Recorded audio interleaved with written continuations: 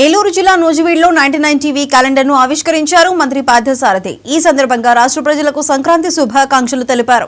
రానున్న 5 ఏళ్ల కాలంలో 20 లక్షల ఉద్యోగాలు కల్పించాలనే లక్ష్యంతో పనిచేస్తున్నామన్నారు మంత్రి పార్థసారథి. ఈ కార్యక్రమంలో ఎంపీ పుట్ట మహేష్ కుమార్ యాదవ్ పాల్గొన్నారు.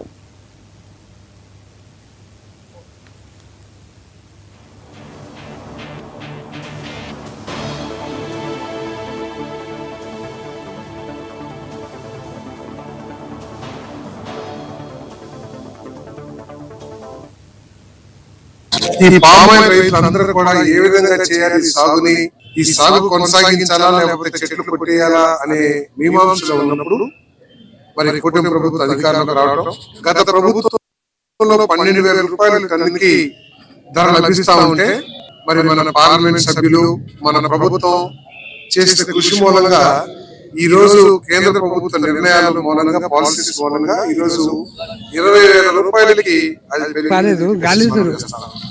ఈ రోజు పామాయిల్ రైతులందరూ కూడా ఎంతో సంతోషంగా ఉన్నారంటే దానికి కారణం ఈ ఎన్డీఏ అని చెప్పేసి కూడా ఈ సందర్భంగా నేను తెలియజేస్తాను.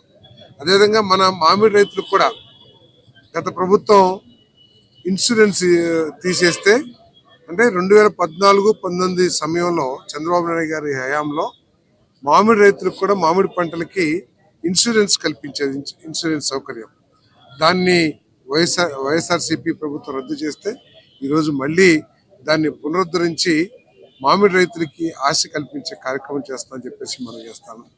మరి అదేవిధంగా వ్యవసాయానికి అనేక పనిముట్లు గత చంద్రబాబు నాయుడు ప్రభుత్వం ఇస్తే మరి వైఎస్ఆర్ ప్రభుత్వం అన్నిటినీ కూడా ట్రాక్టర్ కానివ్వండి లేకపోతే బిందు సేద్యం కానివ్వండి లేదా అన్నిటిని కూడా మరి ఎగ్గొట్టిన పరిస్థితిని మనం చూస్తా ఉన్నాం. మరి ఈరోజు చంద్రబాబు నాయుడు గారి నాయకత్వంలో మరి ప్రభుత్వం పనిచేస్తుందని చెప్పేసి మనం చేస్తూ మరి ఈ సంక్రాంతి సందర్భంగా రైతులు, మహిళలు, యువతీ యువకులు అందరూ కూడా సంతోషంగా ఉండాలి. మరి ప్రభుత్వం ఈ 5 సంవత్సరాల కాలంలో 20 లక్షల ఉద్యోగాలు కల్పించాలనే లక్ష్యంతో అకుంఠిత దీక్షతో పనిచేస్తుందని చెప్పేసి కూడా మనం చేస్తానండి.